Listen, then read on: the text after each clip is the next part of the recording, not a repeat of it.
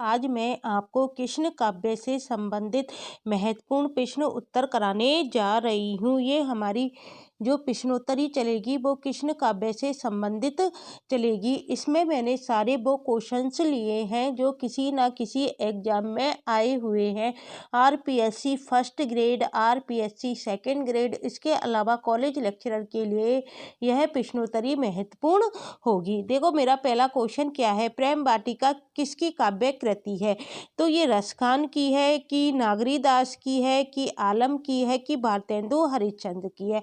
आज मैंने पूरे 100 क्वेश्चंस लिए हैं जिनकी व्याख्या मैं आपको कराऊंगी और ये आपके लिए एक मॉडल टेस्ट पेपर के रूप में भी होगा, क्योंकि आपको ये सारे क्वेश्चन तो याद करने ही हैं। प्रेम वाटिका किसकी काव्य कृति है?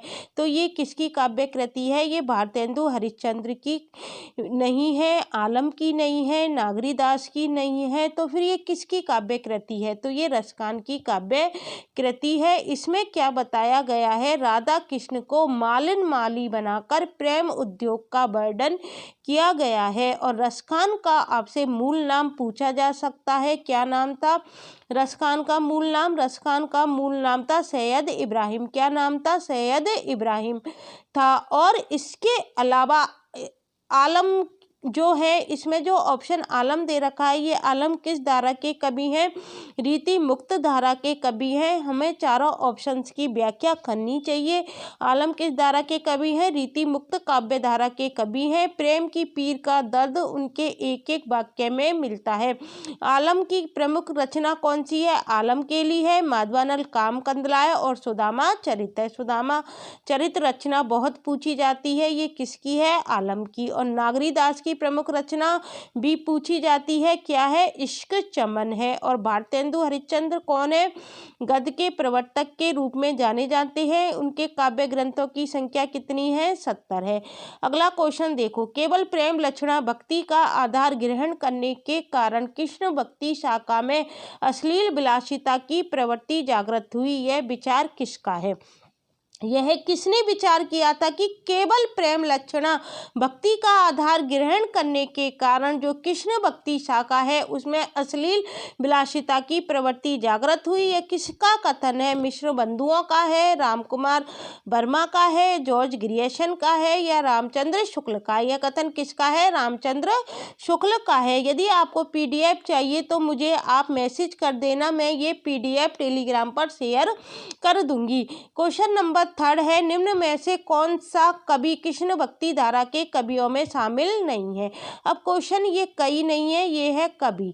हमसे पूछे जा सकते हैं कवियों के नाम कि कौन कौन से कवि हैं जो कृष्ण भक्ति धारा के अंतर्गत आते हैं। क्वेश्चन क्या कह रहा है? धारा में सम्मिलित नहीं है, कृष्ण भक्ति धारा के कवियों में शामिल नहीं है। तो देखो, नाभादास, नंददास, हरिदास और ध्रुवदास। नाभादास हैं, ये कृष्ण भक्ति धारा के कवियों में शामिल नहीं है, बल्कि कौन से कवि हैं? ये राम भक्ति शाखा के कवि हैं। नंददास कृष्ण भक्ति शाखा के हैं, हरिदास कृष्ण भक्ति शाखा के हैं और ध्रुवदास कृष्ण भक्ति शाखा के कवियों में शामिल है। निम्नलिखित में से कौन अष्टछाप का कवि है? हमसे अष्टछाप का कवि पूछा जा रहा है। अष्टछाप आपको अच्छी तरह याद करना है। कौन से सन में स्थापना हुई थी? 1565 में हुई थी। किसने की थी? विट्ठलनाथ ने की थी। विट्ठलनाथ कौन था? बल्लवाचार्य का पुत्र था। कितने कवि शामिल हैं? 8 कवि शामिल हैं। बल्लवाचार्य के कितने शिष्य हैं? 4 शिष्य हैं।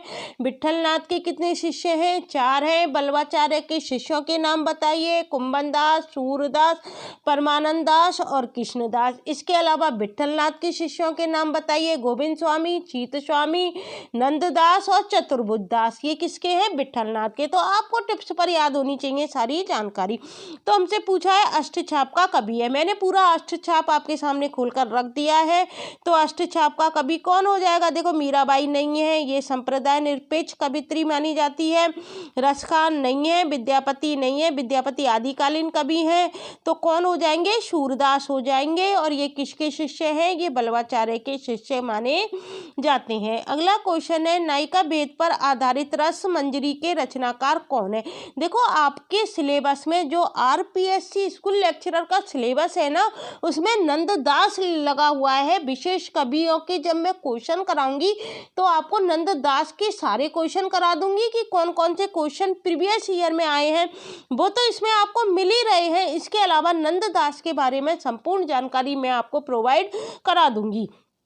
तो नायिका भेद पर आधारित रसमंजरी के रचनाकार कौन है। तो रसमंजरी किसने लिखी थी, सूरदास ने लिखी थी, बिहारी ने लिखी थी, नंददास ने लिखी थी या विद्यापति ने लिखी थी।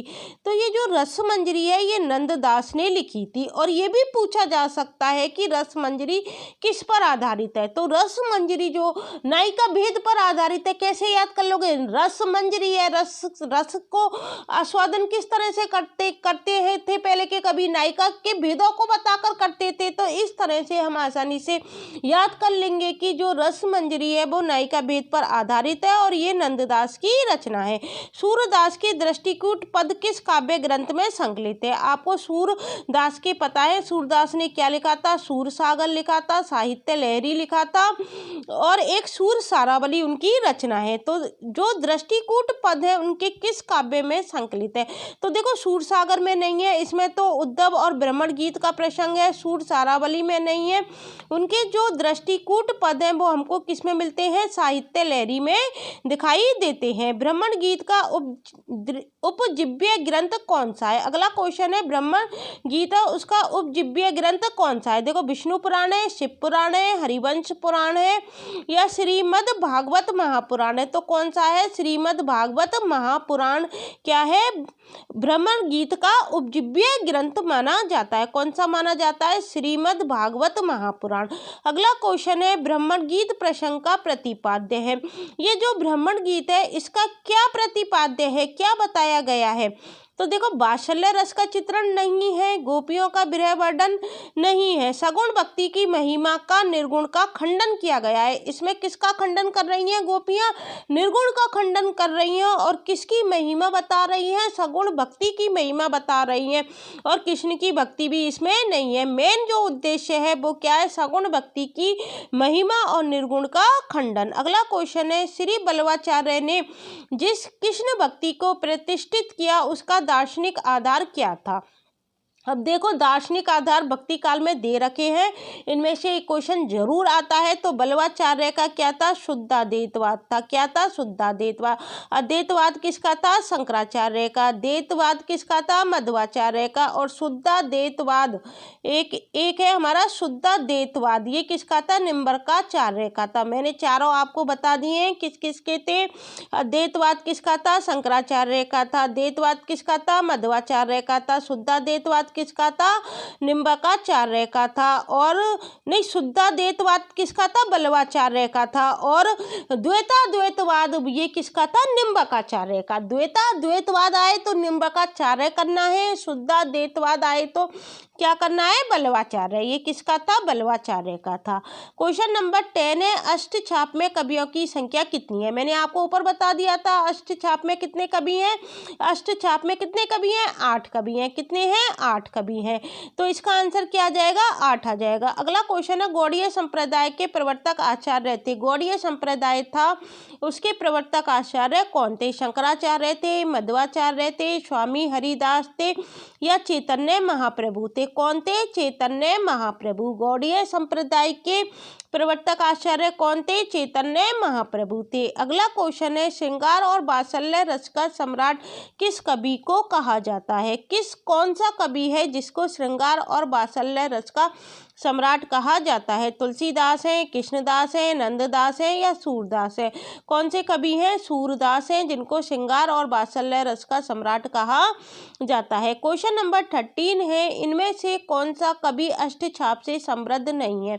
मैंने आपको बताया था अष्टछाप आपको अच्छी तरह से याद करना है। तो कौन सा कवि समृद्ध नहीं है, देखो परमानंद दास समृद्ध है, गोविंद दास समृद्ध है, कृष्णदास समृद्ध है, लेकिन नावादास नहीं है। ये राम भक्ति शाखा के अंतर्गत आते हैं। परमानंद दास किसके शिष्य हैं, गोविंद दास किसके शिष्य हैं, कृष्णदास किसके शिष्य हैं, ये भी आपको पता होना चाहिए। अगला क्वेश्चन है, 252 वैष्णव की वार्ता की भाषा क्या है।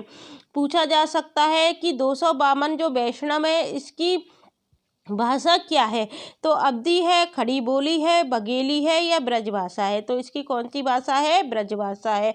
252 वैष्णव की वार्ता क्या है? ब्रजभाषा है।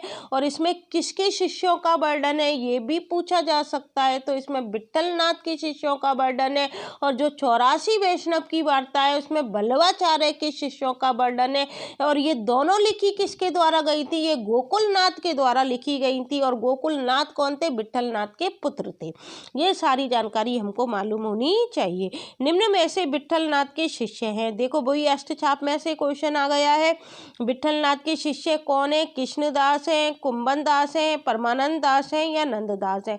कौन है? नंददास। और ये तीनों किसके थे? वल्लभाचार्य के शिष्य थे। और हमसे पूछा गया है विट्ठलनाथ के शिष्य कौन है। क्वेश्चन नंबर 16 है, वल्लभाचार्य के शिष्यों के संदर्भ में कौन सा कथन असत्य है? हमसे असत्य कथन पूछा जा रहा है। तो देखो, कुंभन दास और कृष्णदास वल्लभाचार्य के शिष्य थे। सूरदास और कृष्णदास ये भी वल्लभाचार्य के शिष्य थे। सूरदास और परमानंद दास ये भी वल्लभाचार्य के शिष्य थे। लेकिन नंददास और चतुर्बुद्ध दास किसके शिष्य थे? ये विट्ठलनाथ के शिष्य थे। किसके शिष्य थे? विट्ठलनाथ के शिष्य थे। फिर अगला क्वेश्चन, निम्न में से कौन से कवि अष्टछाप के नहीं है? वही अष्टछाप में से घुमा के क्वेश्चन आ रहे हैं।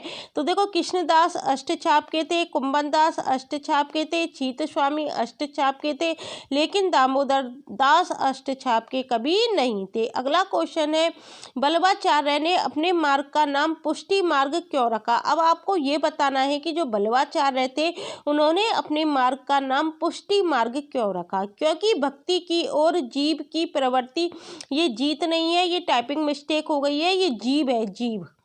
क्योंकि भक्ति की और जो जीव की प्रवृत्ति है ना, वो तभी होती है जब क्या होता है? भगवान का अनुग्रह होता है।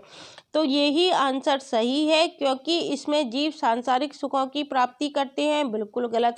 सांसारिक सुखों से तो भक्ति को कोई लेना देना ही नहीं होता है, क्योंकि जीव वेद का अनुसरण करके स्वर्गलोक प्राप्त करते हैं, ये भी कोई बात नहीं है। क्योंकि ये प्रेम लक्षणा भक्ति है, ये भी कोई बात नहीं है। इसका आंसर क्या हो जाएगा? क्योंकि भक्ति की और जीव की प्रवृत्ति तभी होती है जब किसका अनुग्रह प्राप्त होता है? भगवान का अनुग्रह प्राप्त होता है। अगला क्वेश्चन है, कृष्ण भक्ति काव्य के संदर्भ में इनमें से कौन सा कथन असत्य है? हमको क्या बताना है? गलत कथन बताना है। तो देखो, सखी संप्रदाय का प्रवर्तन स्वामी हरिदास द्वारा किया गया, तो ये तो सही है। कृष्ण भक्ति काव्य के संदर्भ में कौन सा कथन असत्य है? गलत कथन बताना है। सखी संप्रदाय का प्रवर्तन स्वामी हरिदास द्वारा किया गया, बिल्कुल सही है। भगवत कृपा की प्राप्ति के लिए शूर की भक्ति पद्धति में अनुग्रह का प्रावधान है, ये भी सही है।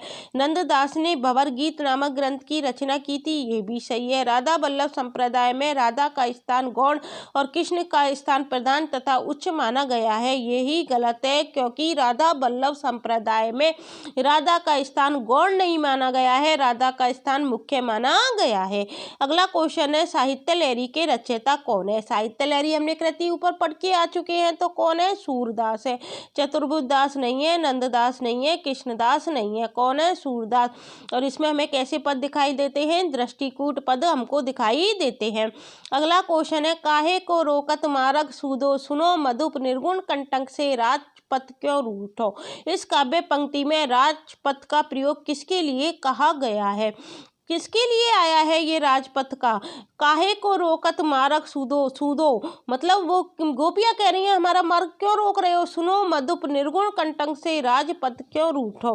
तो ये किसकी ओर से आया है? राजपथ का साधना मार्ग की ओर आया है, ज्ञान मार्ग के लिए आया है, योग मार्ग के लिए आया है या भक्ति मार्ग के लिए आया है? तो ये आया है भक्ति मार्ग के लिए। ये राजपथ किसके लिए आया है? भक्ति मार्ग के लिए आया है। क्वेश्चन नंबर 20 है, क्वेश्चन नंबर 22 है, सूरदास के किस ग्रंथ में अलंकारों और नायिका भेद के उदाहरण प्रस्तुत करने वाले कूट पद है? कौन सा ग्रंथ है जिसमें अलंकारों और नायिका भेद के हमको क्या दिखाई देते हैं? उदाहरण प्रस्तुत करने वाले कूट पद होते हैं। सूर सागर है, सूर सारावली है या साहित्य लहरी है। ये क्वेश्चन पहले भी आ चुका है, उसमें आया था दृष्टिकूट पद, लेकिन इसमें क्या है, अलंकारों और नायिका भेद और कूट पद दे रखा है। तो कूट पद किसमें है, हमारे साहित्य लहरी में है। किसमें है, साहित्य लहरी में है। क्वेश्चन नंबर 23 है, जिस प्रकार स्वामी रामानंद जी ने विष्णु के अवतार राम की उपासना पर जोर दिया, इसी प्रकार किस आचार्य ने कृष्ण को लेकर जनता को रसमग्न किया।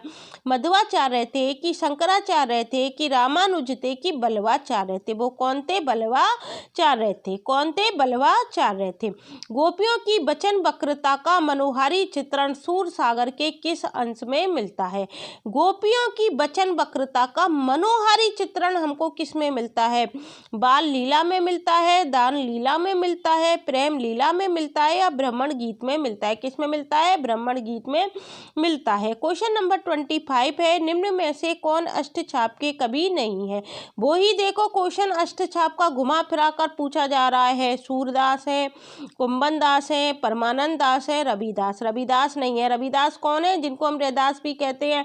ये निर्गुण के कवि हैं और निर्गुण में भी कौन सी धारा के कवि हैं, संत काव्य धारा के कवि हैं। तो अष्टछाप के ये कवि नहीं है। सूरदास किसके शिष्य थे, बल्लवाचार्य के। कुंभन दास किसके थे, बल्लवाचार्य के। परमानंद दास किसके थे, बल्लवाचार्य के थे। सूरदास किस संप्रदाय में दीक्षित हुए थे। तो आपको पता है सूरदास किस में हुए थे, निम्बार्क में नहीं हुए थे, रामानंदी में नहीं हुए, सखी में नहीं हुए, किस में हुए थे, पुष्टि मार्गी संप्रदाय में दीक्षित हुए थे। अगला क्वेश्चन है, काग के भाग बड़े सजनी हरि हाथ सो ले गयो माखन रोटी।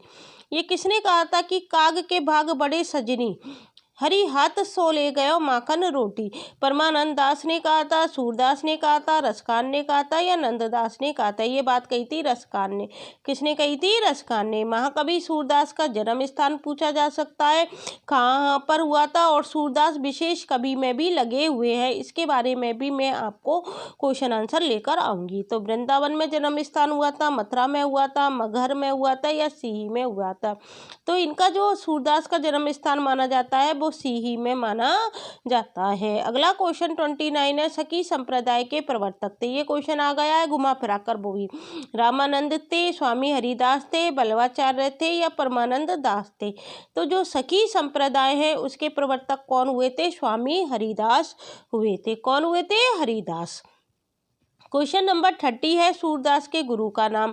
गुरु का नाम हम पढ़ के आ चुके हैं, बल्लवाचार्य है। विष्णु स्वामी नहीं है, रामानंद नहीं है, विठलनाथ नहीं है, कौन है, बल्लवाचार्य है। अगला क्वेश्चन है, सूरदास ने श्रीमद् भागवत के किस स्कंद को आधार बनाया था। सत्यम स्कंद है, पंचम स्कंद है या दसम स्कंद है। कौन सा स्कंद को आधार बनाया था, सूरदास ने दसम स्कंद को आधार बनाया था। राधा वल्लभ संप्रदाय का प्रवर्तन किसने किया था, हितहरिवंश ने किया था, मध्वाचार्य ने किया था, गोपीनाथ ने किया था या गोपाल ने किया था। राधा वल्लभ संप्रदाय है उसका प्रवर्तन किसने किया था, हितहरिवंश ने किया था। क्वेश्चन नंबर 33 है, निम्नलिखित में से कौन सा संत अकबर के बुलाने पर फतेहपुर सीकरी गया था। कौन सा संत था जो अकबर के बुलाने पर फतेहपुर सीकरी गया था। सूरदास थे, तुलसीदास थे, कुंभन दास थे या नंददास थे। वो कौन थे, कुंभन दास। कुंभन दास के बारे में ये पंक्ति बहुत प्रसिद्ध है कि आवत जात पनैया टूटी बिसर गयो हरि नाम। ये बात उन्होंने कब कही थी, जब अकबर ने उनको फतेहपुर सीकरी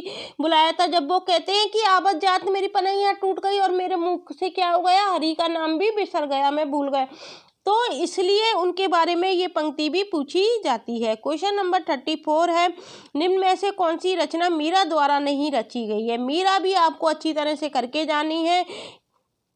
तो मीरा ने कौन सी रचना नहीं रची है, गीत गोविंद की टीका है, राग सौरठ के पद है, नरसिंह जी का मायरा है, लेकिन प्रेम वाटिका मीरा की नहीं है। अगला क्वेश्चन है 35, कर्म जोग पुनि ज्ञान उपासन सब ही भ्रम भरमायो इस काव्य पंक्ति के रचनाकार हैं। देखो पंक्ति देकर भी क्वेश्चन आते रहते हैं, लेकिन जो प्रीवियस ईयर क्वेश्चन आए हैं उनको तो हमको किसी को भी छोड़ के जाना नहीं है, उनकी सारी पंक्ति हमको याद करके जानी है। तो ये किसने कहा था कि कर्म जोग पुनि ज्ञान उपासन सब ही भ्रम भरमाया। कबीर दास की पंक्ति है, तुलसीदास की है, परमानंद दास की है, सूरदास की है। ये किसकी पंक्ति है? सूरदास की।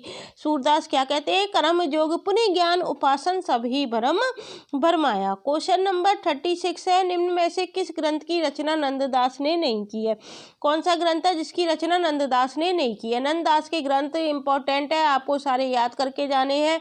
रास पंचाध्यायी नंददास की है, अनेकाठ मंजरी नंददास की है, श्याम सगाई नंददास की है, लेकिन गीत गोविंद की टीका नंददास की नहीं है। क्वेश्चन नंबर 37 है, किशनगढ़ के भक्त कवि महाराज सामंत सिंह साहित्य में किस क्षेत्र के नाम से जाने जाते हैं? ये कवि है। जो किशनगढ़ के भक्त कवि महाराज सामंत सिंह है वो साहित्य में किस क्षेत्र के नाम से जाने जाते हैं? भक्त शिरोमणि, दासनुदास या राठौड़ या नागरी दास? वो किस नाम से जाने जाते हैं? नागरी दास के नाम से जाने जाते हैं। सामंत सिंह को हम किस नाम से और जानते हैं? नागरी दास के नाम से जानते हैं। अगला क्वेश्चन 38 है, और सब गढ़िया नंददास जड़िया उक्ति में नंददास की किस विशेषता की ओर संकेत है? नंददास का चिंतक रूप है, नंददास का तार्किक रूप है, नंददास का शब्द प्रयोग है या नंददास का व्यवहार है? इसमें नंददास का क्या है? शब्द प्रयोग है। उन्होंने शब्दों का प्रयोग इतनी अच्छी तरह से किया है तो उनके बारे में क्या चल पड़ा कि और सब गढ़िया नंददास जड़िया। क्वेश्चन नंबर 39 है, सूर सागर का सबसे मर्मस्पर्शी और बाधज्ञ पूर्ण अंश है? कौन सा अंश होगा? श्रृंगार वर्णन होगा कि बाल वर्णन होगा कि प्रकृति वर्णन होगा कि ब्राह्मण गीत होगा? कौन सा होगा? ब्राह्मण गीत होगा। क्वेश्चन नंबर 40 देखो, काहे को गोपीनाथ कहावत इस पंक्ति में व्यक्त भाव है? कौन सा व्यक्त भाव आ रहा है इसमें? काहे को गोपीनाथ कहावत। क्षोभ आ रहा है कि उत्सुकता आ रही है कि समर्पण आ रही है कि उपालंब आ रही है? गोपियां उपालंब दे रही हैं कि किसको दे रही हैं? कृष्ण उद्धव से कह रही हैं और किसके बारे में कह रही हैं? कृष्ण के बारे में दे रही हैं उपालंब। काहे को गोपीनाथ कहावत। अगला क्वेश्चन 41 है, भ्रमण गीत सूर सागर के भीतर का एक सार तत्व है। यह कथन किसका है? यह किसने कहा था कि भ्रमण गीत सूर सागर के भीतर का एक सार तत्व है? डॉक्टर नगेंद्र ने कहा था, हजारी प्रसाद द्विवेदी ने कहा था, नंदुलारी वाजपेयी ने कहा था या रामचंद्र शुक्ल ने कहा था? यह किसने कहा था? रामचंद्र शुक्ल ने कहा था कि भ्रमण गीत है वो सूर सागर के भीतर का क्या है? एक सार तत्व है। क्वेश्चन नंबर 42 है, निम्न में से कौन अवधी भाषा का कवि नहीं है? तो आपको पता है ये नंददास है, ये अवधी भाषा के कवि नहीं है। जायसी हैं, उस्मान है, कुतुबन है। नंददास किस में आते हैं? कृष्ण भक्ति शाखा में आते हैं। और किसके शिष्य हैं? ये विट्ठलनाथ के शिष्य माने जाते हैं और अष्टछाप के अंतर्गत इनकी गिनती की जाती है। क्वेश्चन नंबर 43 है, किस कवि की गणना अष्टछाप के कवियों में नहीं की जाती है? देखो अष्टछाप के कवियों के बारे में कितना पूछा गया है प्रीवियस ईयर क्वेश्चन में। तो देखो कुंभन दास ये किसके शिष्य थे? बल्लवाचार्य के। परमानंद दास किसके शिष्य थे? बल्लवाचार्य के। कृष्णदास भी बल्लवाचार्य के। नरोत्तम दास अष्टछाप के कवियों में नहीं आते हैं।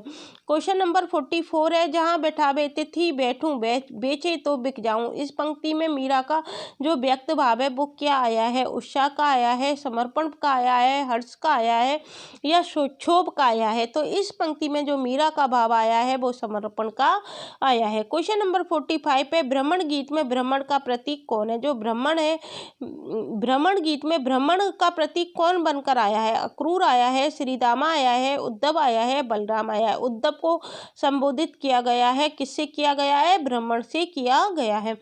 किस संप्रदाय में श्री कृष्ण को प्रमुख स्थान प्राप्त नहीं है? तो वो कौन सा स्थान है? राधा वल्लभ संप्रदाय है, वल्लभ संप्रदाय नहीं है, गौड़ीय संप्रदाय नहीं है, निम्बार्क संप्रदाय नहीं है, राधा वल्लभ संप्रदाय है। क्यों है राधा वल्लभ संप्रदाय? क्योंकि इसमें राधा को प्रमुख स्थान दिया गया है। राधा वल्लभ संप्रदाय का प्रवर्तन कब हुआ था? 1534 ईस्वी में हुआ था। किसने किया था? आचार्य हित हरिवंश ने वृंदावन में किया था। किसने किया था? हित हरिवंश ने किया था। और कहाँ पर किया था? वृंदावन में किया था। इस संप्रदाय में राधा का स्थान क्या है? सर्वोपरि है, ना कि श्री कृष्ण का। इसमें कौन से भाव को महत्व दिया गया है? तत्सुखी भाव को महत्व प्रदान किया गया है। तो ये सारे पॉइंट आपको याद होने चाहिए कि राधा वल्लभ संप्रदाय का प्रवर्तन किसने किया था? हित हरिवंश ने किया था। कहाँ पर किया था? वृंदावन में किया था। राधा का स्थान क्या है? सर्वोपरि है। सन भी याद होना चाहिए, 1534 ईस्वी में किया था। क्वेश्चन नंबर 47 है, इनमें से कौन सा कवि विट्ठलनाथ का शिष्य है? देखो वही घुमा फिरा के क्वेश्चन आ रहे हैं। विट्ठलनाथ का शिष्य कौन है? देखो परमानंद दास बल्लवाचार्य का है, सूरदास बल्लवाचार्य का है, कृष्णदास बल्लवाचार्य का है, लेकिन चतुर्बुद्ध दास किसका शिष्य है? विट्ठलनाथ का शिष्य है। विट्ठलनाथ के चारों शिष्य आपको याद होने चाहिए। गोविंद स्वामी, स्वामी, चीत स्वामी, चतुर्भुज दास और नंद दास। क्वेश्चन नंबर 48 है, अष्टछाप के कवियों में पिता पुत्र कौन है? चीत स्वामी, गोविंद स्वामी, सूरदास, नंददास, परमानंद दास, कृष्णदास। जो पिता पुत्र हैं वो कौन है? कुंभन दास और चतुर्भुज दास। कुंभन दास पिता हैं और चतुर्भुज दास उनके बेटे हैं। तो कौन है अष्टछाप के कवियों में पिता पुत्र? कुंभन दास और चतुर्भुज दास। यह कथन किसका है? वात्सल्य और श्रृंगार के क्षेत्रों का जितना अधिक उद्घाटन सूर्य ने अपनी बंद आंखों से किया है उतना किसी अन्य कवि ने नहीं। इन क्षेत्रों का वे कोना कोना झांक आए हैं। यह कथन किसका है? हजारी प्रसाद द्विवेदी का है, दीनदयाल गुप्त का है, नगेंद्र का है या रामचंद्र शुक्ल का है? यह कथन किसका है? रामचंद्र शुक्ल का है। अष्टछाप की स्थापना करने वाले कवि कौन है? किसने की थी? विठलनाथ ने की थी। कौन से सन में की थी? 1565 में की थी। नाभादास ने नहीं की, चतुर्भुज दास ने नहीं की, सूरदास ने नहीं की। किसने की थी? विठलनाथ ने 1565 ईस्वी में की थी। नंददास का पर्याय कोश आपसे पूछा जा सकता है, कौन सा है? विरह मंजरी है, रूप मंजरी है, रस मंजरी है या अनेकार्थ मंजरी है? तो आराम से याद कर लोगे पर्यायवाची क्या होते हैं जिनके अनेक अर्थ निकलते हैं। जैसे एक ही चीज का हम अनेक अर्थ निकाल सकते हैं। जैसे कि हम विष्णु के कई पर्यायवाची होते हैं। विष्णु को हम क्या, ब्रह्मा को जैसे चतुरानंद भी कहते हैं, ब्रह्मा भी कहते हैं। इस तरह से पर्याय कोश क्या होते हैं? अनेकार्थ मंजरी होते हैं। इस तरह से हम इसका आंसर निकाल सकते हैं, अनेकार्थ मंजरी। क्वेश्चन नंबर 52 है, अष्टछाप में शामिल कवि नहीं है। कौन सा शामिल कवि नहीं है अष्टछाप में? देखो, परमानंद दास है, कृष्णदास है, नंददास है, सुंदरदास नहीं है। सुंदरदास कौन थे? ये संत कवि थे और ये दादू के शिष्य थे। बल्लवाचार्य के कुल 84 शिष्य हुए और विठलनाथ के कितने शिष्य हुए थे? 252 शिष्य थे। बिनु गोपाल बैरिन बही कुंजे, ये किसका पद है? बिन गोपाल बैरिन बही कुंजे, ये केशव दास का है, जयशंकर प्रसाद का है, कबीर दास का है या सूरदास का है? तो ये किसका है? सूरदास का है। क्वेश्चन नंबर 54 है, रास पंचदाई का रचयिता कौन है? तो देखो, रास पंचदाई किसकी है? कृष्णदास की नहीं है, रसखान की नहीं है, परमानंद दास की नहीं है, किसकी है? नंददास की है। और नंददास विशेष कवि के रूप में लगा हुआ है, तो नंददास की सारी रचनाएं आपको याद करके जानी पड़ेंगी। क्वेश्चन नंबर 55 पे, मेरे नैना बिरह की बेल वही पंक्ति के रचयिता कौन है? ये पंक्ति किसने कही थी? जायसी की नहीं है, घनानंद की नहीं है, विद्यापति की नहीं है, सूरदास ने कही थी। और देखो, इसमें कंफ्यूज हो सकते हो आप घनानंद और सूरदास में। मेरे नैना बिरह की बेल वही, ये पंक्ति किसकी है? सूरदास की है।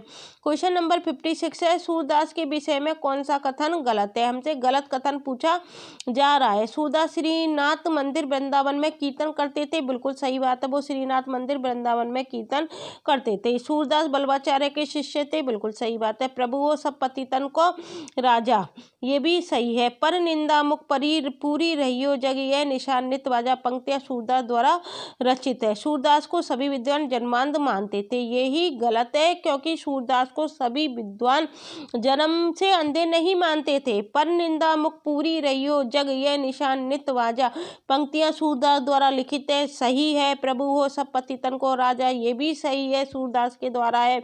और सूरदास बल्लवाचार्य के शिष्य थे, ये भी सही है। सूरदास श्रीनाथ मंदिर वृंदावन में कीर्तन करते थे, ये बात भी सही है। लेकिन कुछ सभी विद्वान जन्मांध नहीं मानते थे। कुछ आलोचक जैसे विशेष रूप से हम हजारी प्रसाद द्विवेदी ऐसे हैं जो सूर को जन्म से अंधा नहीं मानते थे। क्वेश्चन नंबर 57 है, कवियों और उनकी कृतियों में कौन सा सुमेलित नहीं है? हमको बताना है कौन सुमेलित नहीं है। विद्यापति की काव्य कृति पदावली है, बिल्कुल सही है, पदावली तो उनकी फेमस कृति है विद्यापति की। नाभादास ने भक्तमाल की रचना की, बिल्कुल सही है, नाभादास ने क्या की थी? भक्तमाल की रचना की थी। सुंदरदास ने सुंदर विलास नामक ग्रंथ लिखा, ये बात भी सही है। लेकिन ये गलत है कि नंददास ने यमुनाष्टक की रचना की। नंददास ने यमुनाष्टक की रचना नहीं की। यमुनाष्टक रचना किसकी है? हित हरिवंश की भी है एवं विठलनाथ की भी है। किसकी है यमुनाष्टक रचना? हित हरिवंश एवं विठलनाथ की मानी जाती है। क्वेश्चन नंबर 58 है, ब्राह्मण गीत श्रृंगार रस का कैसा काव्य माना जाता है? श्रृंगार काव्य माना जाता है, मुक्तक काव्य माना जाता है, गेय काव्य माना जाता है या उपालंब काव्य माना जाता है? तो ब्राह्मण गीत जो काव्य माना जाता है वो उपालंब काव्य माना जाता है। क्वेश्चन नंबर 59 है, ब्राह्मण गीत सार में किन अलंकारों की प्रधानता है? जो ब्राह्मण गीत सार है उनमें कौन से अलंकारों की प्रमुखता है? अनुयुक्ति की है, रूपकातिशयोक्ति की है कि शब्द अलंकार की है कि सादृश्य मूलक अलंकार है। जो भ्रमण गीत है उसमें कौन से अलंकार है? सादृश्य मूलक अलंकारों की प्रधानता है। क्वेश्चन नंबर 60 है, रास पंचअध्यायी की प्रमुख विशेषताएं हैं। यह रोला छंद में लिखी गई है। इसमें कृष्ण की रासलीला का विस्तार के साथ वर्णन किया गया है। इसमें अनुप्रासादी युक्त साहित्यिक भाषा का प्रयोग किया गया है। इसमें दुरारू कल्पना दिखाई देती है। तो इसमें कौन सी विशेषताएं सही हैं? तो इसमें कौन कौन सी विशेषताएं सही हैं हमारी? देखो, पहली सही है, दूसरी सही है और तीसरी सही है। यह रोला छंद में लिखी गई है। बिल्कुल सही बात है कि रास पंचअध्यायी कृति देखो फेमस है और इसके बारे में हमको जानकारी होनी चाहिए। यह रोला छंद में लिखी गई है। कृष्ण की रासलीला का विस्तार के साथ वर्णन किया गया है। इसमें अनुप्रसादी युक्त साहित्यिक भाषा का प्रयोग किया गया है। इसमें दुरारूढ़ कल्पना दिखाई देती है, ये गलत है। क्वेश्चन नंबर 61 है, बल्लवाचार्य जिस संप्रदाय के आचार्य थे उस संप्रदाय के प्रवर्तक कौन थे? तो बल्लवाचार्य जिस संप्रदाय के आचार्य थे उस संप्रदाय के प्रवर्तक रुद्र थे, ब्रह्म थे, सनकादि थे या श्री थे? तो कौन थे? रुद्र थे। कौन थे? रुद्र थे। क्वेश्चन नंबर 62 है, हरिदासी संप्रदाय की राधा कृष्ण है। जो हरिदासी संप्रदाय है उनकी राधा कृष्ण कैसी बताई गई है? लोकहित रक्षक बताई गई हैं, आत्मनिष्ठ बताई गई हैं, जीवन सापेक्ष बताई गई हैं या लोक निरपेक्ष बताई गई हैं? तो कैसी बताई गई हैं? लोक निरपेक्ष बताई गई हैं। क्वेश्चन नंबर 63 है, जीवन मुँह चाई को नीको दरस परत दिन राति करत है काना प्यारे पीको। उपयुक्त पंक्तियों में रामचंद्र शुक्ल ने किस भाव की अभिव्यक्ति मानी है? तो कौन सा भाव दिखाई दे रहा है? जीवन मुँचाई को नीको, तो असूया भाव हमको दिखाई दे रहा है। निर्गुण भक्ति भाव की नहीं है, सगुण भक्ति भाव की नहीं है, देह श्रृंगार की नहीं है। कौन सा भाव है? गोपियों का असूया भाव है। कुब्जा के प्रति वो कहती है कि जीवन मुँचाई को नीको। कुब्जा का जीवन तो बहुत अच्छा है, जो उनके मुंह लगी हुई है, दरस परत दिन राति करते हैं, उनके वो दर्शन दिन रात करती रहती है काना प्यारे पी को। और काना का वो क्या करती रहती है? स्पर्शपान करती रहती है। तो ये किसके लिए कहती हैं? गोपियां कुब्जा के लिए कहती हैं। क्वेश्चन नंबर 64 है, सूरदास के बारे में रामचंद्र शुक्ल द्वारा लिखित कौन से कथन सही हैं? तो हमसे क्या पूछा जा रहा है? देखो, सूरदास के बारे में पूछा जा रहा है और रामचंद्र शुक्ल द्वारा लिखित कौन से कथन सही हैं? तो उन्होंने विट्ठलनाथ की आज्ञा से श्रीमद् भागवत की कथा को पदों में गाया, सूरदास ने। तो देखो, ये तो गलत है। क्यों गलत है? क्योंकि विट्ठलनाथ की आज्ञा से नहीं, बल्लवाचार्य की आज्ञा से गाया था, तो इसलिए ये क्या हो गया? गलत हो गया। उन्होंने भागवत के दशम स्कंद की कथा इतिव्रत के रूप में कही थी। दशम स्कंद की कथा तो कही थी लेकिन इतिव्रत के रूप में नहीं कही थी, तो ये भी गलत है। उन्होंने भिन्न भिन्न लीलाओं को अत्यंत मधुर और मनोहर पदों में गाया। ये बिल्कुल बात सही है कि उन्होंने भिन्न भिन्न लीलाओं को अत्यंत मधुर और मनोहर पदों में गाया। उनके पद अत्यंत प्रगल्भ और काव्यपूर्ण है, ये भी सही है। तो कौन से कथन सही है? देखो, ये दूसरा भी सही है, तो दूसरा, तीसरा और चौथा सही है।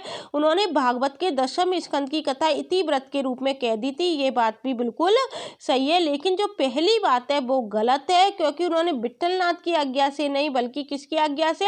बल्लवाचार्य की आज्ञा से श्रीमद् भागवत की कथा को गाया था। तो ये तो गलत हो गया। दूसरा सही है, तीसरा सही है और चौथा सही है। उन्होंने भागवत के दशम स्कंद की कथा कही थी और इतिव्रत के रूप में कह दी थी। उन्होंने भिन्न भिन्न लीलाओं को अत्यंत मधुर और मनोहर पदों में गाया था। उनके पद प्रगल्भ और काव्यपूर्ण है। तो सेकंड, थर्ड और फोर्थ सही कथन है। क्वेश्चन नंबर 65 देखो, श्री कृष्ण भक्ति शाखा में मधुर भक्ति भावना का समावेश हुआ। किसके अनुकरण से हुआ था मधुर भक्ति भावना का समावेश? तो वो कौन थे? चैतन्य महाप्रभु थे। मलिक मोहम्मद जायसी नहीं थे, हरिदास नहीं थे, रसकान नहीं थे। कौन थे? चैतन्य महाप्रभु। इनके आधार पर कृष्ण भक्ति शाखा में मधुर भक्ति भावना का समावेश हुआ था। शनैः लीला के रचयिता कौन है? ये क्वेश्चन आया हुआ है प्रीवियस में। शनैः लीला के रचयिता कौन है? रविदास है, बैनी है, विष्णुदास है या पीपा है? तो शनैः लीला किसकी रचना है? विष्णुदास की रचना है। क्वेश्चन नंबर 67 है, बाल वर्णन संबंधी कविताएं आधुनिक काल में भी खूब रची गई, मध्य काल में भी ये कवियों का क्या रही? रुचिकर क्षेत्र रहा है। समग्र रूप से समस्त हिंदी कविता में बाल वर्णन का सर्वश्रेष्ठ कवि कौन है? ऐसा कौन कवि है जिसने बाल वर्णन का क्या किया है? सर्वश्रेष्ठ वर्णन किया है। द्वारिका प्रसाद माहेश्वरी है, सुमित्रा नंदन पंत है, बिहारी है, सूरदास है। सूरदास ने किया है। किसका किया है? कृष्ण की बाल लीला का वर्णन किया है। यशोदा किस तरह से कृष्ण को नहलाती है, तैयार करती है और उसको देख देख कर खुश होती है, ये सारा वर्णन कौन कर सकते हैं? सूरदास कर सकते हैं। क्वेश्चन नंबर 68 है, 84 वैष्णव की वार्ता का संबंध किस संप्रदाय से है? तो कौन सा संप्रदाय है? वल्लभ संप्रदाय है। सखी नहीं है, रामानुज नहीं है, श्री नहीं है, कौन सा संप्रदाय है? वल्लभ संप्रदाय, वल्लभाचार्य का। सूरदास किस रस का कोना झाँकाए हैं? कौन सा रस का कोना झाँका था सूरदास ने? वात्सल्य रस का। शांत रस का नहीं, करुण रस का नहीं, मैत्री का नहीं, कौन सा? वात्सल्य रस का। निम्न में से कौन विट्ठलनाथ का शिष्य था? अब आपको बताना है विट्ठलनाथ का शिष्य कौन था? चतुर्बुद्ध दास था। सूरदास, परमानंद दास और कृष्णदास किसके शिष्य थे? ये वल्लभाचार्य के शिष्य थे। तो विट्ठलनाथ का शिष्य कौन हो गया? चतुर्बुद्ध दास। देखा आपने एक चीज इसमें कि कितना अष्टछाप के बारे में क्वेश्चन आया है प्रीवियस ईयर क्वेश्चन में। अच्छी तरह से याद कर लेना, राधा वल्लभ संप्रदाय अच्छी तरह से याद कर लेना, सारे दर्शन अच्छी तरह से याद कर लेना, क्वेश्चन जरूर आते हैं पेपर में। इनमें से पुष्टि मार्गी कवि कौन है? पुष्टि मार्गी कवि हम सूरदास को पढ़कर आए हैं। कबीरदास नहीं है, जायसी नहीं है, तुलसी नहीं है, कौन है? सूरदास है। क्वेश्चन नंबर 72 है, वल्लभाचार्य का वेदांत सूत्र पर लिखा प्रसिद्ध ग्रंथ कौन सा है? वेदांत सूत्र पर उन्होंने कौन सा प्रसिद्ध ग्रंथ लिखा था? ये इंपॉर्टेंट क्वेश्चन है, बहुत बार पेपर में आया हुआ है। तो ये अणुभाष्य था। पुष्टि मार्ग रहस्य नहीं था, आनंद भाष्य नहीं था, अणुभाष्य था। कौन सा था? अणुभाष्य था। क्वेश्चन नंबर 73 है, निम्नलिखित काव्य कृतियों में किसकी रचयिता मीराबाई नहीं है? किसने मीराबाई नहीं है? देखो, गीत गोविंद की टीका मीराबाई ने लिखी है, नरसिंह जी का मायरा मीराबाई ने लिखी है, राग गोविंद मीराबाई ने लिखी है, लेकिन प्रेम तत्व निरूपण क्या है? मीराबाई की रचना नहीं है। ये किसकी रचना है? कृष्णदास की रचना है। इन्होंने वल्लभाचार्य से शिक्षा ग्रहण की थी, क्योंकि ये वल्लभाचार्य के शिष्य माने जाते हैं। और इनकी भाषा क्या थी? गुजराती थी। ये संगीतज्ञ थे और सुकवि गायक भी थे। किसके बारे में बताया गया है? कृष्णदास के बारे में बताया गया है, जिन्होंने प्रेम तत्व निरूपण रचना की थी और इन्होंने वल्लभाचार्य से शिक्षा ग्रहण की थी। इनकी भाषा गुजराती थी। ये संगीतज्ञ थे और सुकवि गायक भी थे। साहित्य लहरी की विषय वस्तु क्या थी? नायिका भेद, हम पढ़ के आ चुके हैं। अवतार लीला नहीं थी, नीति भी नहीं थी, क्या थी? नायिका भेद थी। क्वेश्चन नंबर 75, नंददास की किस रचना का संबंध नायक नायिका भेद से है? ये देखो दोबारा भी आ गया है क्वेश्चन, इसलिए मुझ पे ये टाइप हो गया। रास पंचदाई नहीं थी, रसमंजरी नहीं थी, श्याम सगाई रसमंजरी थी। कौन सी थी? रसमंजरी, जिसमें नायक नायिका भेद बताया गया है। भंवर गीत नहीं थी, भंवर गीत भी नंददास की रचना है। तो देखो, श्याम सगाई भी नंददास की है। रसमंजरी में क्या है? नायक नायिका भेद बताया गया है। किसकी रचना है ये? रसमंजरी नंददास की। और एक रास पंचदाई भी नंददास की रचना है। क्वेश्चन नंबर 76 है, अष्टछाप के कवियों में प्रथम नियुक्त कीर्तनकार कवि कौन थे? जो प्रथम नियुक्त कीर्तनकार कवि थे ना, वो कौन थे? नंददास थे, कृष्णदास थे, सूरदास थे या कुंभन दास थे? तो कौन थे? कुंभन दास थे। प्रथम नियुक्त पूछा गया है, इसलिए कुंभन दास थे। सूरदास के पदों का भाव अनुसरण करते हुए किस कवि ने कृष्ण के जीवन का चित्रण किया है? अब देखो, इसका क्या आंसर आ जाएगा? अष्टछाप के कवियों में प्रथम नियुक्त कीर्तनकार कवि कौन थे? कुंभन दास थे। और आप बताना कौन थे, कमेंट्स करके, है ना। सूरदास के पदों का भाव अनुसरण करते हुए किस कवि ने कृष्ण के जीवन का चित्रण किया है? कौन सा कवि है जिन्होंने कृष्ण के जीवन का चित्रण किया है सूरदास के पदों का भाव अनुसरण करते हुए? रामचरण दास है, प्रेम सखी है, नंददास है या ब्रजवासी दास है? वो कौन है? ब्रजवासी दास है। क्वेश्चन नंबर 78, अष्टछाप में सूरदास के पीछे इन्हीं का नाम लेना पड़ता है। उनकी रचना भी बरस सरस और मधुर है। इनके संबंध में यह कहावत प्रसिद्ध है, और कभी गढ़िया नंददास गढ़िया। ये कवि है, टाइपिंग मिस्टेक हो जाती है, कवि की जगह कभी टाइप हो जाता है। कवि नंददास जड़िया और कवि गढ़िया नंददास जड़िया। ये कथन किस आलोचक का है? हम पढ़कर आ चुके हैं ऊपर। रामचंद्र शुक्ल का है, हजारी प्रसाद द्विवेदी का नहीं है, राम कुमार वर्मा का नहीं है, नंद दुलारी वाजपेयी का नहीं है। क्वेश्चन नंबर 79 है, यह सूचित करने की आवश्यकता नहीं है कि ना तो सूर का अवधि पर अधिकार था और ना जायसी का ब्रज भाषा पर। यह कथन किसका है? यह सूचित करने की आवश्यकता नहीं है कि ना तो सूर का अवधि पर अधिकार था, क्योंकि सूर ने किस में रचना की थी, ब्रजभाषा में रचना की थी, इसलिए उनका अवधि पर अधिकार नहीं था। और जायसी का ब्रजभाषा पर नहीं था, क्योंकि जायसी ने किस में की थी रचनाएं, अवधि में की थी। तो यह कथन किसका है, किसका हो सकता है, रामचंद्र शुक्ल के कथन ही पेपर में ज्यादा आते हैं, नगेंद्र का नहीं है, हजारी प्रसाद द्विवेदी का नहीं है, राम कुमार वर्मा का नहीं है। किसका कथन है, ये रामचंद्र शुक्ल का है। इनमें से सूर की रचना कौन सी नहीं है। हम 3 रचनाएं पढ़कर आए हैं सूर की, सूर सागर, सूर सारावली और साहित्य लहरी।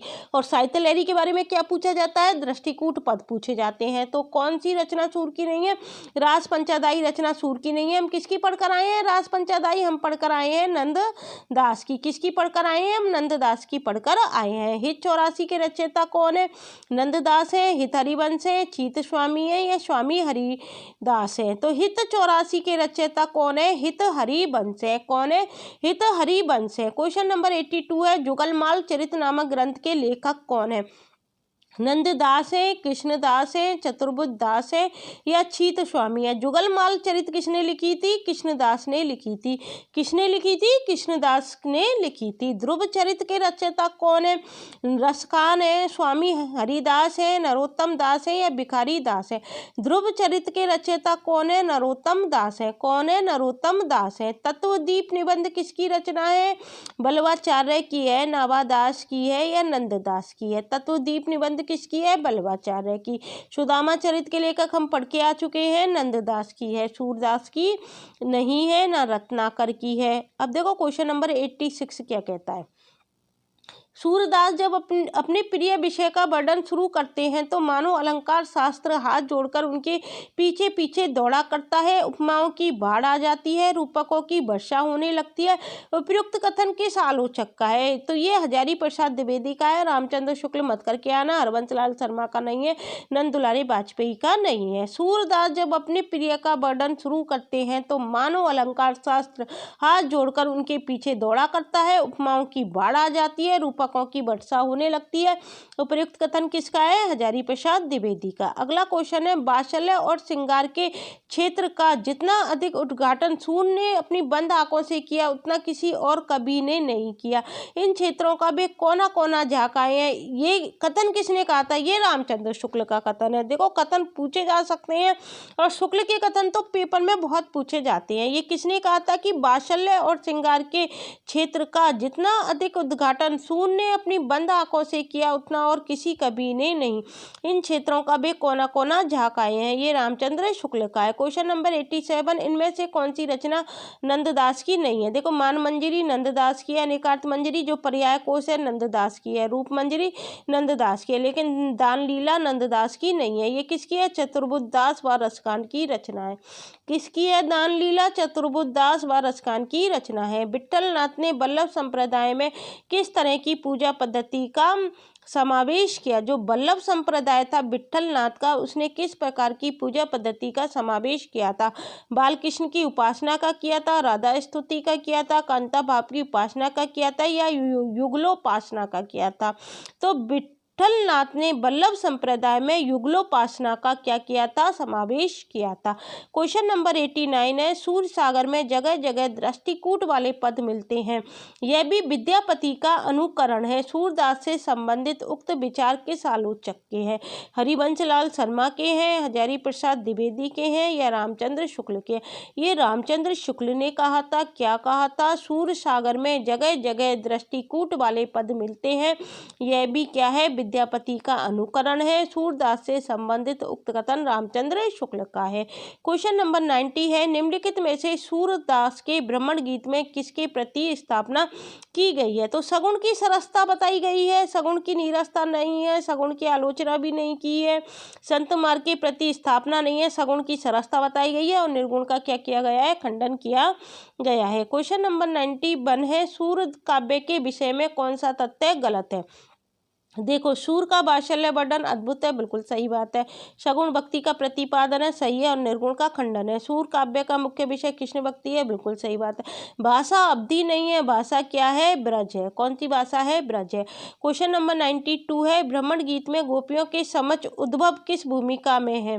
जो भ्रमण गीत है उसमें गोपियों के समक्ष जो उद्धव आए थे वो किस भूमिका में आए थे, तो वो संदेश वाहक के रूप में ही तो आए थे, वो संदेश ही तो लाए थे श्री कृष्ण का। का सतपुरुष के रूप में नहीं आए थे, मथुरावासी के रूप में भी नहीं है, कृष्ण के साधक के रूप में भी नहीं है, वो संदेश वाहक के रूप में गोपियों के समक्ष प्रस्तुत हुए थे। क्वेश्चन नंबर 93 है, सूर के ब्राह्मण गीत के संदर्भ में संवेदना और शिल्प की दृष्टि से कौन सा तथ्य सही नहीं है संवेदना और शिल्प की दृष्टि से? तो देखो, भावुकता दिखाई गई है, वक्रता भी है, वाग विदिकता भी है, लेकिन क्रूरता हमको ब्राह्मण गीत में दिखाई नहीं देती है। ब्राह्मण गीत का वैशिष्ट्य क्या है? कृष्ण का लीला वर्णन नहीं है, राधा कृष्ण का प्रेम नहीं है, संयोग श्रृंगार नहीं है, उपालम काव्य में उद्धव गोपी संवाद है। क्या है ब्राह्मण गीत? केवल ब्राह्मण गीत के बारे में पूछा जा रहा है, तो उपालम काव्य में उद्धव गोपी संवाद है। मीराबाई के पदों में मुख्य क्या है? देखो, इस क्वेश्चन पर बहुत विवाद होता है कि मीराबाई के पदों में मुख्य क्या है। देखो, अपूर्ण भाव विहलता है, आत्मसमर्पण भी है, भगवत विरह की पीड़ा की उत्कृष्ट अनुभूति भी है, रहस्य अनुभूति विद्वानों ने मीराबाई में गौण रूप से मानी है। जो विद्वान हुए थे ना पहले समय के, उन्होंने क्या है, मीरा के अंदर जो रहस्य की अनुभूति मानी थी ना, वो गौण रूप से मानी थी। तो हमको पेपर में उनके अनुसार ही चलना है, तो इसलिए हम क्या करके आएंगे इसका आंसर कि इसमें रहस्य अनुभूति को स्थान गौण रूप से दिया गया है, इसलिए मुख्य पूछा गया है, तो हम पहला सही करके आएंगे, तीसरा सही करके आएंगे और चौथा सही करके आएंगे, लेकिन रहस्य अनुभूति को मुख्य रूप से नहीं करके आएंगे, क्योंकि जो विद्वान हुए थे ना पहले, उन्होंने मीरा के अंदर गौण रूप से रहस्य की अनुभूति मानी है, मुख्य रूप से नहीं मानी है। क्वेश्चन नंबर 96 है, नंद ब्रज लीजे ठोकी बजाए पंक्ति किस कवि की है? जबकि मीराबाई में रहस्य अनुभूति होती है, अज्ञात सत्ता के प्रति हम जो प्रणय भाव का निवेदन करते हैं ना, वो रहस्य अनुभूति के अंतर्गत आता है। छायावाद की परिभाषाओं में देख लेना कि उन्होंने रहस्यवाद की क्या परिभाषा दी है। उन्होंने रहस्यवाद की परिभाषा दी है, ज्ञात सत्ता के प्रति किया गया प्रणय निवेदन रहस्यवाद के अंतर्गत आता है, और ये प्रणय निवेदन हमको कबीरदास में भी मिलता है, वो दुल्हनी गवाओ मंगलाचार, आत्मा परमात्मा है। तो मीराबाई की भी आत्मा उस परमात्मा श्री कृष्ण में बसी हुई थी, इसलिए हम मीराबाई में रहस्यवाद है, लेकिन जो पुराने लोग हैं वो क्या कह गए हैं कि मीराबाई के में रहस्यवाद क्या है, गौण रूप से है, इसलिए हमको इसको आंसर में रहस्य अनुभूति नहीं करना है, क्योंकि उन्होंने गौण रूप से मान गए हैं वो, और हमारा गलत हो जाएगा। हमको विद्वान उधर नहीं बनना है, हमको तो उनके अनुसार चलना है। नंद ब्रज लीजे ठोकी बजाए पंक्ति किस कवि की है? तो ये किस कवि की है? सूरदास की है, नंददास की नहीं है, कृष्णदास की नहीं है, परमानंद दास की नहीं है। उपयुक्त पंक्ति किसकी है? सूरदास की है। क्वेश्चन नंबर 97 है, राधा कृष्ण की प्रेम को लेकर कृष्ण भक्ति की जो काव्य धारा चली, उसमें लीला पक्ष अर्थात बाह्यार्थ विधान की प्रधानता रही। यह कथन हिंदी साहित्य के किस इतिहासकार का है? हजारी प्रसाद द्विवेदी का है, गणपति चंद्र गुप्त का है, विश्वनाथ प्रसाद मिश्र का है, या रामचंद्र शुक्ल का है? तो यह कथन किसका है? रामचंद्र शुक्ल का है। वो क्या कहते हैं? राधा कृष्ण के प्रेम को लेकर कृष्ण भक्ति की जो काव्य धारा चली, उसमें लीला पक्ष अर्थात बाह्य विधान की प्रधानता रही है। क्वेश्चन नंबर 98 है, सूरदास ने अपनी किस कृति के अंत के पद में अपनी वंश परंपरा का परिचय दिया? ये क्वेश्चन इंपॉर्टेंट है, आपको याद रखना है। कौन सी कृति में सूरदास ने अपनी वंश परंपरा का वर्णन किया है? तो वो सूर सारावली है, साहित्य लहरी है, सूर सागर है, या इनमें से कोई नहीं, तो वो साहित्य लहरी है। क्वेश्चन नंबर 99 है, सूरदास कृष्ण भक्ति के किस संप्रदाय में दीक्षित थे? तो वो वल्लभ संप्रदाय में दीक्षित थे, सखी में नहीं थे, चैतन्य में नहीं थे, राधा वल्लभ में नहीं थे। किस संप्रदाय में थे? वल्लभ संप्रदाय में। सूर सागर किस भाषा में लिखा गया है? अवधी में लिखा गया है, भोजपुरी में लिखा गया है, बुंदेली में लिखा गया है, या ब्रज भाषा में लिखा गया? तो सूर सागर किस भाषा में लिखा गया है? ब्रज भाषा में लिखा गया है। तो मैंने आपको कितने क्वेश्चन पूरे करा दिए? पूरे 100 क्वेश्चन मैंने आपको कृष्ण काव्य से संबंधित पूरे करा दिए हैं। यदि आपको शॉर्ट वीडियो देखनी है तो 10-10 मिनट की वीडियो में मैंने ये क्वेश्चन कराए हैं, 20-20 क्वेश्चन करके। यदि आप पे लंबी वीडियो नहीं देखी जाती है तो आप 10-10 मिनट की वीडियो देख सकते हो। ये सारे प्रीवियस ईयर क्वेश्चन है जो कि किसी न किसी एग्जाम में आए हुए हैं। इसके अलावा राम काव्य से संबंधित प्रश्नोत्तरी आपको मेरे चैनल पर मिल जाएगी। भक्ति काल के सामान्य परिचय से संबंधित प्रश्नोत्तरी मेरे चैनल पे मिल जाएगी। उसमें से क्वेश्चन पूछे जाते हैं। आदिकाल मैंने आपको संपूर्ण करा दिया है कि आदिकाल का काल विभाजन, नामकरण, प्रवृत्तियां आदि के क्वेश्चंस भी मैंने आपको करा दिए हैं। आप उनमें से भी जाकर देख सकते हो। यदि आपको ये वीडियो अच्छी लगती है तो इसे अन्य छात्रों के लिए आप शेयर करना मत भूलना। और आरपीएससी के फर्स्ट ग्रेड का पूरा सिलेबस के PYQ मैं अपने चैनल पर आपको पूरे कराऊंगी। Thank you guys.